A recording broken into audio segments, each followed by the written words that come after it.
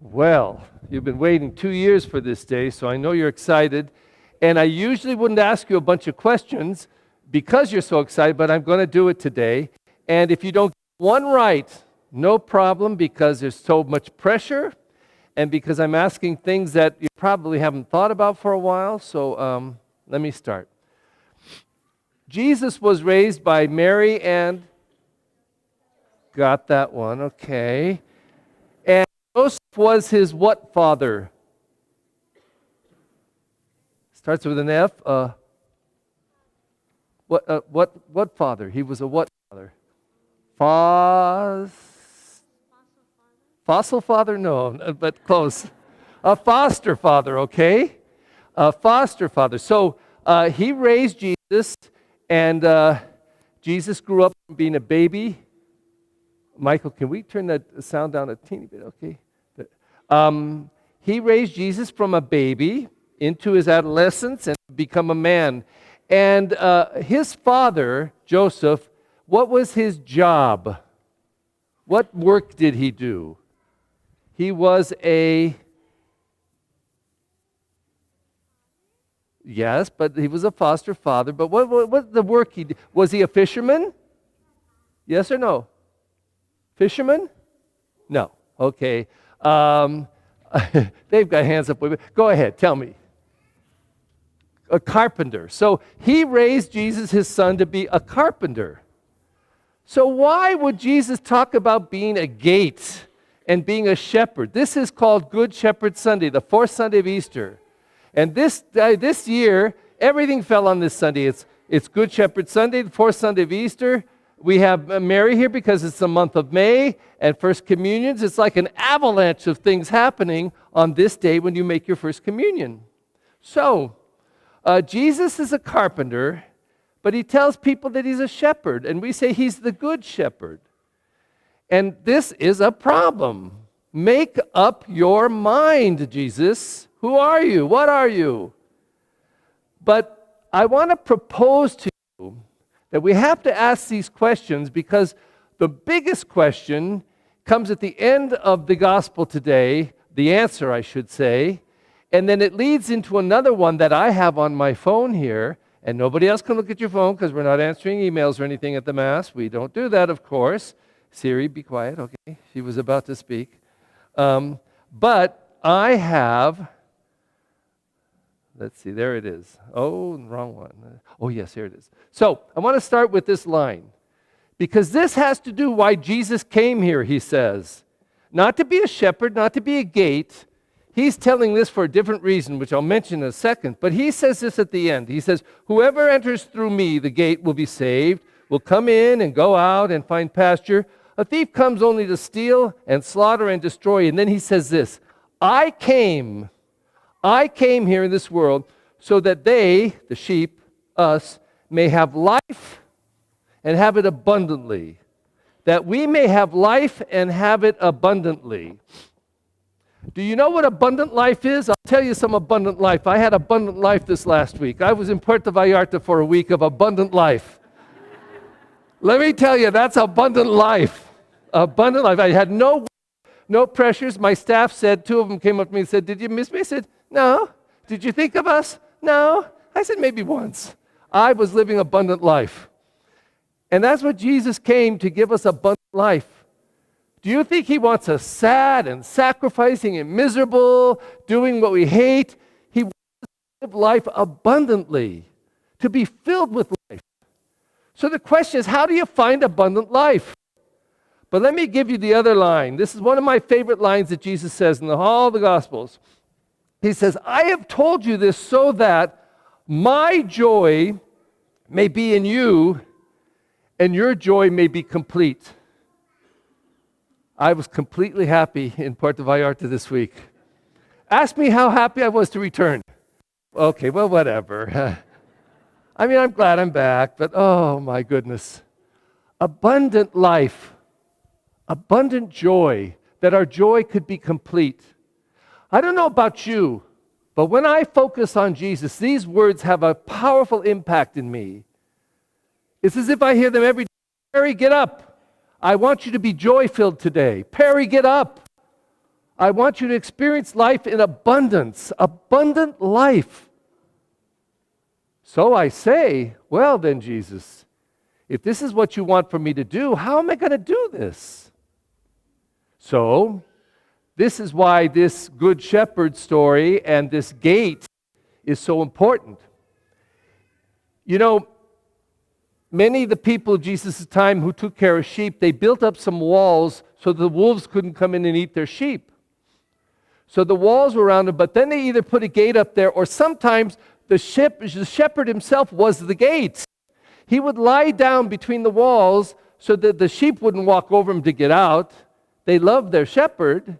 They knew their shepherd. They knew his voice. But also the wolves couldn't get in just because there was a human person there, and they know he'd whack them, and so he would scare away the wolves. But in this story, what Jesus is looking for is this.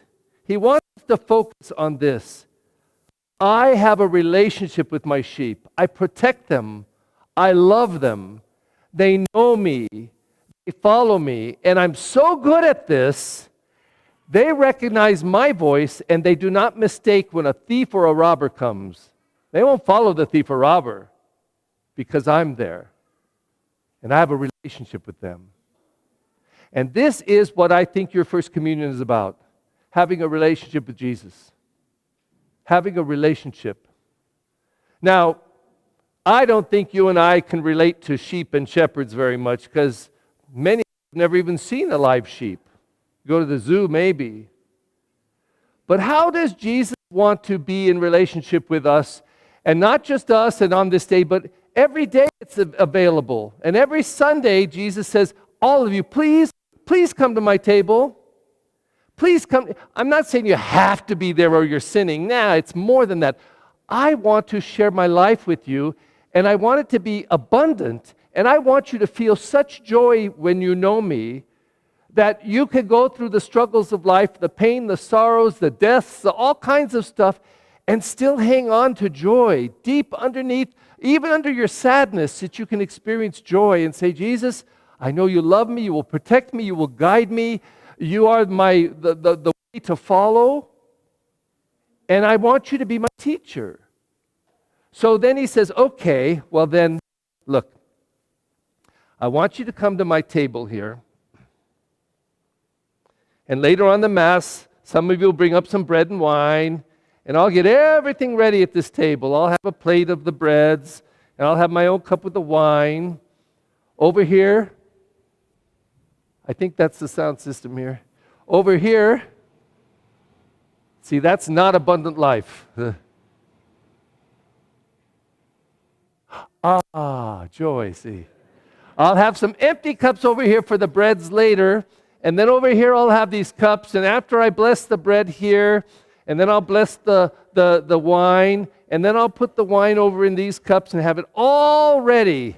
And Jesus says this, hey, it's Sunday, you know? It's my day. Come on, come here. Everybody, please, everyone in my family, come. All my sheep, come here to my table. Because I want to fill your life, your spirit, your soul, the deepest part of you with my love. In fact, I'm going to teach you some things that are so crazy the world won't do them. And one of them you'll see later, he would say to his disciples, they didn't have a clue what was coming. So the day comes when he gets crucified, put on that cross, why we're celebrating Easter for all these weeks so that we can please try to get and understand this. So there he is on the cross. They beat him and stripped him and spit on him, put him nails or thorns in his head. They made him carry this heavy cross. They nailed him to the cross. They lifted him up on the cross to die. And as he's dying there, those people that he had preached to and healed and helped were making fun of him, laughing at him, making him look silly. And he had every reason to hate them, but he says this, Father, forgive them all. They know not what they do. And he said, follow that. Try that one on for size. Instead of hating people who hate you, pray for them and bless them. Why? Because I want you to have abundant life. And do you think you can have abundant life if you walk through life like this?